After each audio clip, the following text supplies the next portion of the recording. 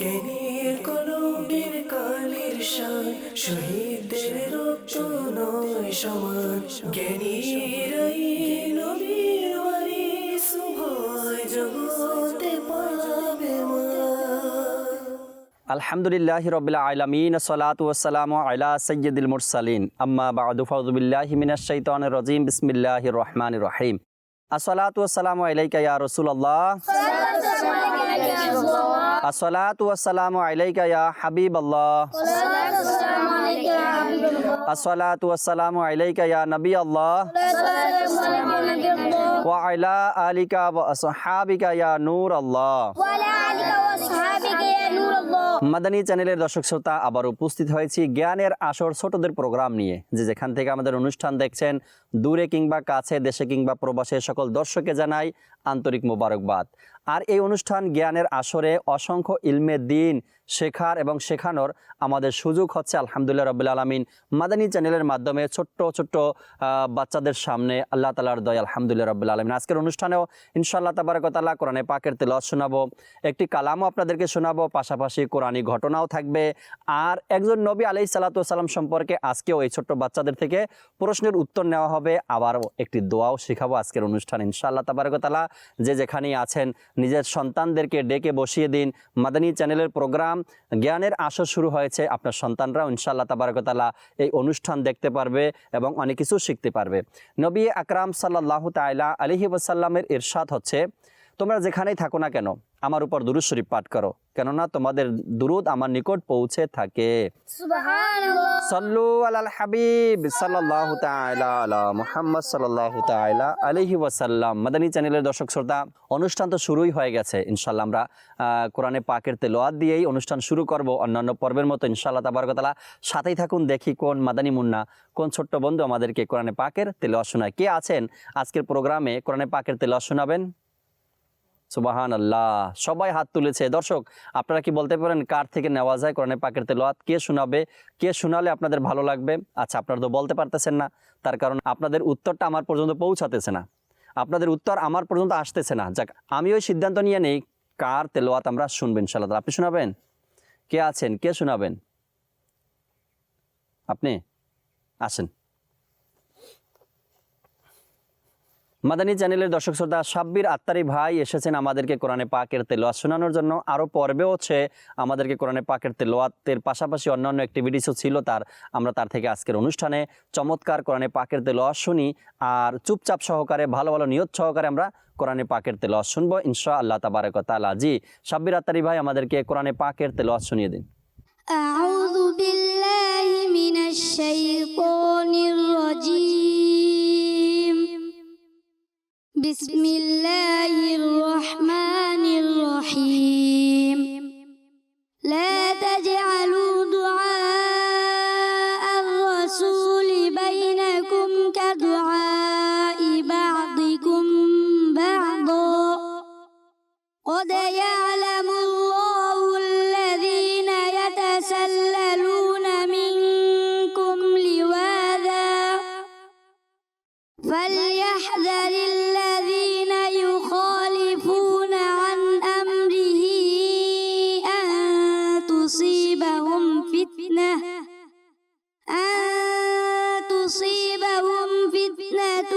أو يصيبهم عذاب أليم. ألا إن لله ما في السماوات والأرض. قد يعلم ما أنتم عليه ويوم يرجعون إليه فينبئهم بما عملوا والله بكل شيء عليم. صدق الله العظيم وصدق رسوله النبي الكريم. সুবহানাল্লাহ। যখনই কেউ আমাদেরকে কোরআনে পাকের তেলাওয়াত শোনাবে, তো তার উৎসাহের জন্য জিকিরের নিয়তে আমরা কি বলবো? সুবহানাল্লাহ বলবো। মাশাআল্লাহ, চমৎকার কোরআনে পাকের তেলাওয়াত আমরা শুনেছি। মাদানী চ্যানেলের দর্শক শ্রোতা, কোরআনে পাকের তেলাওয়াত শুনেছি আমরা, হয়তোবা অনেক কিছুই আপনার মনে আসছে যে আমার যদি এমন একটা সন্তান থাকতো যে ঘরের মধ্যে কোরআনে পাকের তিলাওয়াত করবে, বা আমি মারা যাওয়ার পরে আমার সন্তান আমার কবরস্থানে গিয়ে আমার জন্য কোরআনে পাকের তিলাওয়াত করে ইসালে সওয়াব করবে। এখনও সময় আছে, এখনও টাইম আছে আপনার হাতে। আপনি চাইলে আপনার সন্তানকেও কোরআনে পাকের শিক্ষা দিতে পারেন, কোরআন শিখাতে পারেন। আর এটার মাধ্যম হলো দাওয়াত ইসলামের মাদ্রাসাতুল মদিনা। ইনশাআল্লাহ তাবারক ওয়া তাআলা আপনার সন্তানকে দাওয়াত ইসলামের মাদ্রাসায় ভর্তি করিয়ে দিন।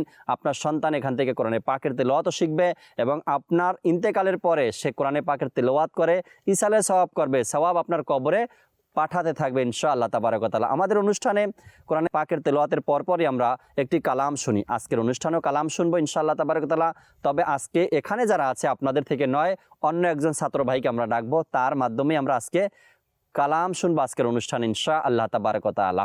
হ্যাঁ দর্শক শ্রোতা, আলামিন আত্তারি ভাই এসেছেন আমাদেরকে নাতে রসুলে মকবুল সাল্লাল্লাহু তাআলা আলাইহি ওয়াসাল্লাম শোনাবেন, অর্থাৎ কালাম আমরা তার থেকে শুনবো। আলামিন ভাই কালাম শোনাবে আমাদেরকে ইনশাআল্লাহ তাআলা। জি।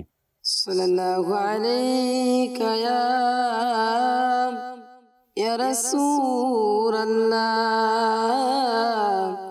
ওয়া সাল্লাম আলাইকা ইয়া হাবিবাল্লাহ। পিয়া নবী পিয়া নবী পিয়া নবী পিয়া নবী প্রিয় নবী, আমার কাছে ডেকে নাও না মদনী মদিনাওয়ালা, প্রেমে সুদা পান করো না মদনী মদিনাওয়ালা। আমায় একটু দিদার দাও না মদনী মদিনাওয়ালা, হৃদয় হবে তোমার ঠিকানা মদনী মদিনাওয়ালা। হাসরের মাঠে যখন উঠব আমি, কাউসার পিলায় পিয়া নবী, কাউসার পিলায় পিয়া নবী। আমার কাছে ডেকে নাও মদনী মদিনাওয়ালা, প্রেম সুদা পান করো না মদনী মদিনাওয়ালা। কবরে যখন রাখিবে আমায়, কবরে যখন রাখিবে আমায়, কোলে তুলে নিও কোলে তুলে নিও প্রিয় নবী, কাছে ডেকে নাও প্রিয় নবী, কাছে ডেকে নাও প্রিয় নবী, কাছে ডেকে নাও প্রিয় নবী। সুবহানাল্লাহ। আমাদের আলামিন ভাই খুব চমৎকার একটি কালাম আমাদেরকে শোনালেন, কাছে ডেকে নাও প্রিয় নবী। আল্লাহ তাবারক ওয়া তাআলা আমাদের সবাইকে নবী পাক সাল্লাল্লাহু তাআলা আলাইহি ওয়াসাল্লামের রওজায়ে মোবারকে অর্থাৎ প্রিয় নবীর কাছে গিয়ে রওজার পাশে দাঁড়িয়ে আদবের সাথে সালাম দেওয়ার তৌফিক দান করুক। সাল্লু আলাল হাবিব সাল্লাল্লাহু তাআলা আলা মুহাম্মদ সাল্লাল্লাহু আলাইহি সাল্লাম। মাদানী চ্যানেলের দর্শক শ্রোতা, নাতে রসুলের পর আমরা ইনশাআল্লাহ তাবারক ওয়া তাআলা কোরআনী ঘটনা আপনাদেরকে শুনিয়ে থাকি। আজকেও চমৎকার একটি ঘটনা নিয়েছি আপনাদেরকে শোনানোর জন্য। আমার সামনে যারা আছে বাচ্চারা, তাদেরকেও শোনাবো। মাদানী চ্যানেলের যারা দর্শক আছেন তারাও ইনশাআল্লাহ তাবারক ওয়া তাআলা আমাদের সাথে থাকুন। আশা রাখি অনেক কিছু জানা হবে। কোরআনে পাকে যেভাবে করে ইয়াকুব আলাইহিস সালাতু ওয়াস সালামের আলোচনা এসেছে, ইসহাক আলাইহিস সালাতু ওয়াস সালামের আলোচনা, ইয়াকুবের পরে আদম আলাইহিস সালামের শুনলাম, ইব্রাহিম আলাইহিস সালাতু ওয়াস সালামের শুনলাম। আজকে আরও একজন খুবই সম্মানিত নবী ও রসুলের আলোচনা শুনব। তিনি হলেন হযরত সাইয়েদনা ইউসুফ আলাইহিস সালাতু ওয়াস সালাম। কোরআনে পাকে ইউসুফ আলাইহিস সালাতু ওয়াস সালামেরও চমৎকার ঘটনা কিন্তু এসেছে। পুরা ঘটনা তো আপনাদের সামনে বয়ান করা সম্ভব নয়। ইনশাআল্লাহ তাবারক ওয়া তাআলা তার ওফাত এবং তার কবরের কিছু কথা এবং তার কিছু তথ্য আপনাদের সামনে তুলে ধরার চেষ্টা করব। হযরত সাইয়েদনা ইউসুফ আলাইহিস সালাতু ওয়াস সালাম এর কবর তার ওফাতের পর তার দাফনের স্থান নিয়ে মতানৈক্য সৃষ্টি হয়ে গিয়েছিল।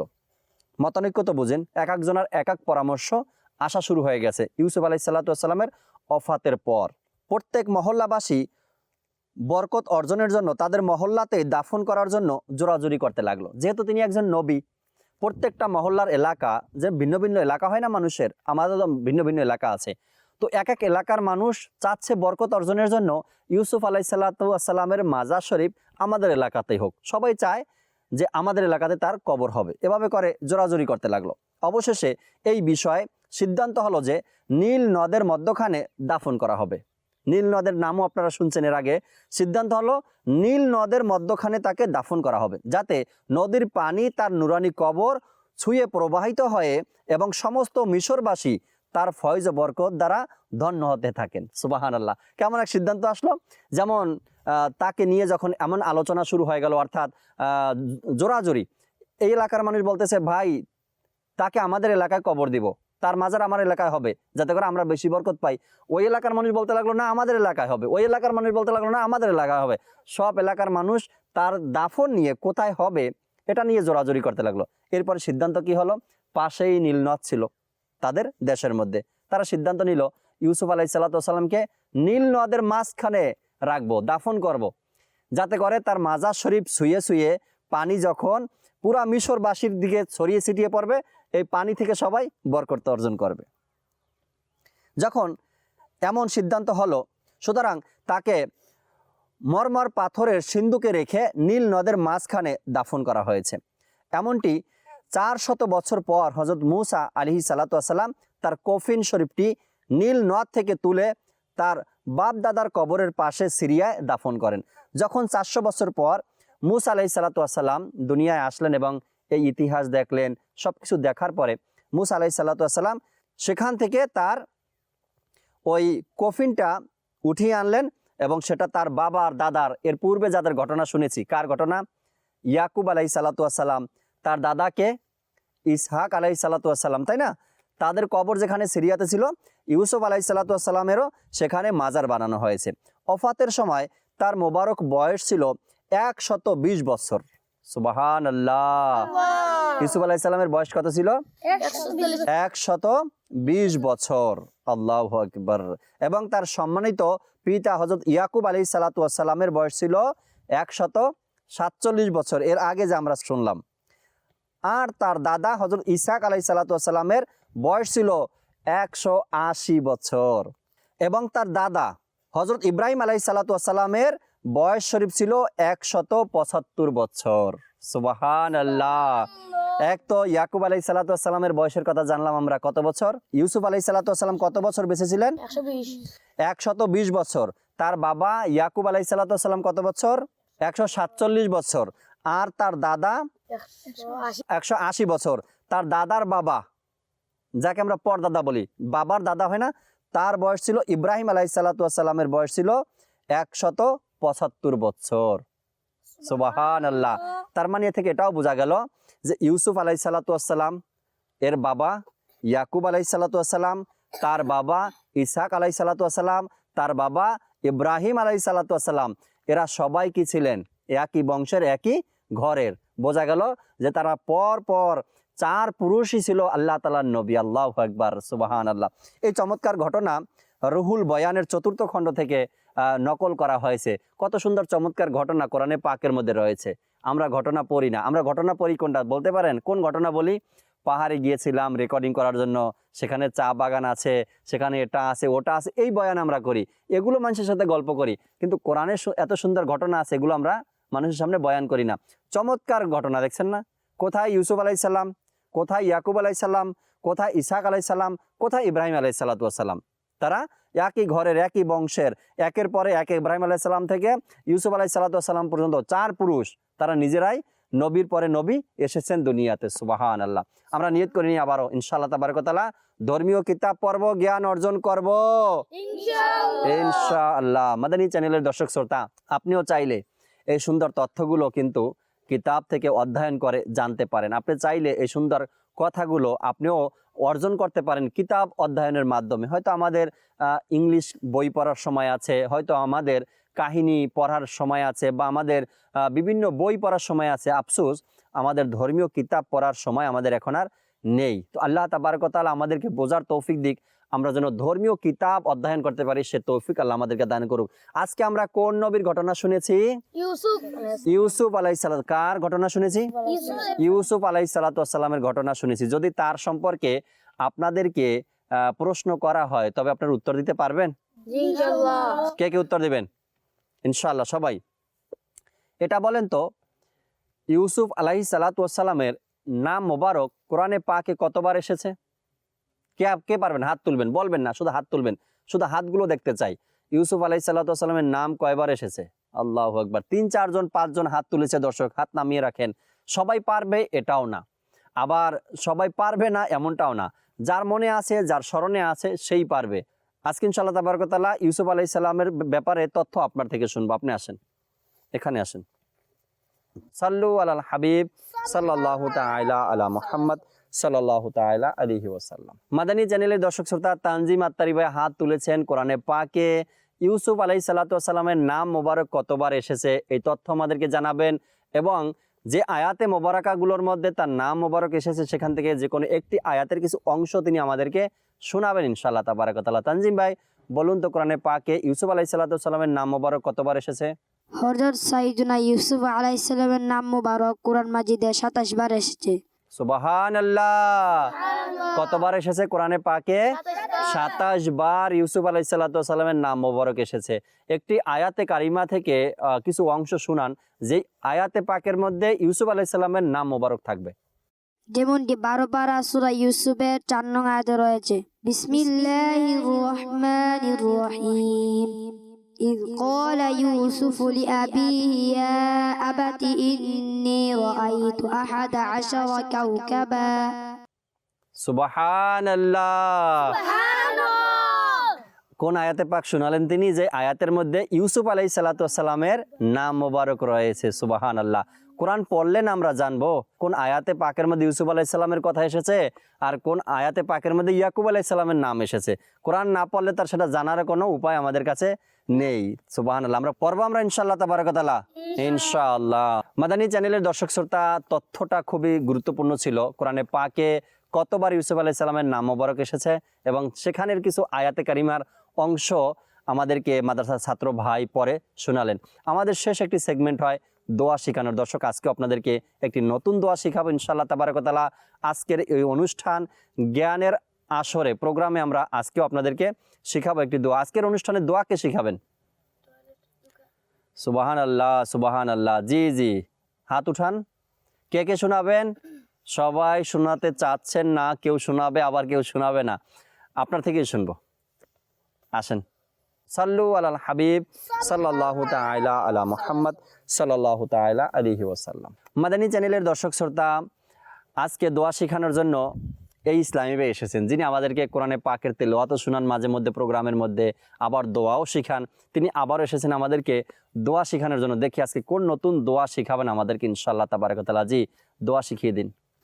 বিসমিল্লাহির রহমানির রহিম, বিসমিল্লাহির রহমানির রহিম। আল্লাহুম্মা ইন্নী আল্লাহুম্মা ইন্নী আউযু বিকা মিনাল খুবুসি ওয়াল খাবাইস।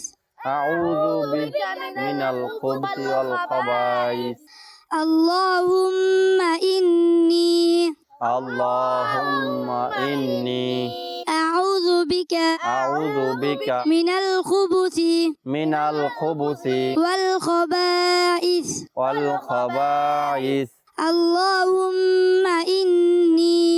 আল্লাহুম্মা ইন্নী আউযু বিকা মিনাল খুবুসি ওয়াল খাবাইস। আল্লাহুম্মা ইন্নী আউযু বিকা মিনাল খুবুসি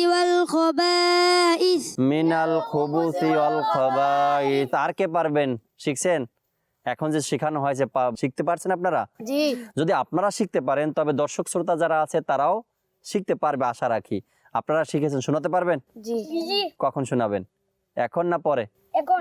এখন শোনাতে হবে না। যখনই আমরা টয়লেটে প্রবেশ করব, তো প্রবেশের পূর্বে টয়লেটের বাহিরে থেকেই আমরা এই দোয়া পাঠ করে তারপরে টয়লেটের ভিতরে প্রবেশ করব। যখন টয়লেটে প্রবেশ করব তো সুন্নাত মোতাবেক প্রবেশ করব। বাম পা টয়লেটের ভিতরে আগে দিব, এরপর ডান পা নিব। আগে বাম পা দিব, এরপরে প্রবেশ করব। আর প্রবেশের পূর্বেই এই দোয়া আমরা পাঠ করব। ঠিক আছে ইনশাআল্লাহ তাআলা? পারবেন ইনশাআল্লাহ তাআলা? ইনশাআল্লাহ। সাল্লু আলাল হাবিব সাল্লাল্লাহু তাআলা আলা মুহাম্মদ সাল্লাল্লাহু আলাইহি সাল্লাম। মাদানী চ্যানেলের দর্শক শ্রোতা, দেখতে দেখতে প্রত্যেকটা সেগমেন্টই আমাদের কমপ্লিট হয়েছে। আজকেও আমরা একটি সুন্দর দোয়া শিখেছি, টয়লেটে ঢোকার আগের দোয়া। আমরা মনে করে এই দোয়াটি পাঠ করে নেব। যখনই আমরা ওয়াশরুমে বা টয়লেটে প্রবেশ করব তার পূর্বে দোয়া পাঠ করব এবং বাম পা দিয়ে প্রবেশ করব, সুন্নত মোতাবেক অনুযায়ী আমরা প্রবেশ করব ইনশাআল্লাহ তাবারক ওয়া তাআলা। আর এতে করে বিভিন্ন ধরনের আপনার জিন শয়তানের ধোঁকা থেকে বা ওয়াসওয়াসা থেকে আমরা নিজেকে বাঁচাতে পারবো ইনশাআল্লাহ তাবারক ওয়া তাআলা। আর প্রত্যেকটা ক্ষেত্রে দোয়া পাঠ করা, নবী পাক সাল্লাল্লাহু আলাইহি সাল্লাম কি ইরশাদ করেছেন? মুমিনের হাতিয়ার হলো দোয়া। দোয়া আমরা প্রত্যেকটা ক্ষেত্রেই, প্রত্যেকটা জায়গাতে, প্রত্যেকটা কাজেই যেখানে যেখানে দোয়া আছে সেই কাজগুলো করার পূর্বে আমরা দোয়া পাঠ করব ইনশাআল্লাহ। সাল্লু আলাল হাবিব সাল্লাল্লাহু তাআলা আলা মুহাম্মদ সাল্লাল্লাহু তাআলা আলাইহি ওয়াসাল্লাম। মাদানী চ্যানেলের দর্শক শ্রোতা, মাশাআল্লাহ আমরা এক এক করে প্রত্যেকটা সেগমেন্ট যখন দেখে নিয়েছি, বুঝতে হবে আমাদের অনুষ্ঠানের সময় একেবারেই শেষের দিকে। আমরা ইনশাআল্লাহ তাবারক ওয়া তাআলা আবারও আগামী আরও একটি প্রোগ্রাম নিয়ে উপস্থিত হব আপনাদের সামনে। পরবর্তী প্রোগ্রামেও এভাবে করে বিভিন্ন সেগমেন্টের মাধ্যমেই অনুষ্ঠান আপনাদেরকে দেখানোর এবং এভাবে শেখানোর আমরা চেষ্টা করবো ইনশাআল্লাহ তাবারক ওয়া তাআলা। আর আগামী পর্বেও আমাদের সাথে মাদ্রাসাতুল মদিনার কিছু ছাত্র ভাইরা থাকবে, তাদের মাধ্যমেই প্রত্যেকটা সেগমেন্ট আমরা কমপ্লিট করার চেষ্টা করব ইনশাআল্লাহ তাবারক ওয়া তাআলা। আপনারাও সাথে থাকবেন আশা রাখি। প্রত্যেকটা পর্বই যেন আপনারা দেখতে পারেন এবং শিখতেও পারেন, এই ব্যবস্থা তো আপনাদের জন্যই ইনশাআল্লাহ তাবারক ওয়া তাআলা। আজকের এই প্রোগ্রাম থেকে, আজকের এই অনুষ্ঠান থেকে বিদায় নিচ্ছি। আগামী পর্ব দেখার দাওয়াত দিয়ে এখানেই বিদায় নিচ্ছি। ভালো থাকবেন, সুস্থ থাকবেন, মাদানী চ্যানেলের সাথেই থাকবেন। সাল্লু আলাল হাবিব সাল্লাল্লাহু তাআলা আলা মুহাম্মদ সাল্লাল্লাহু তাআলা আলাইহি ওয়াসাল্লাম। জ্ঞানীর কলমের কালির শান, শহীদদের রক্ত নয় সমান। জ্ঞানীরাই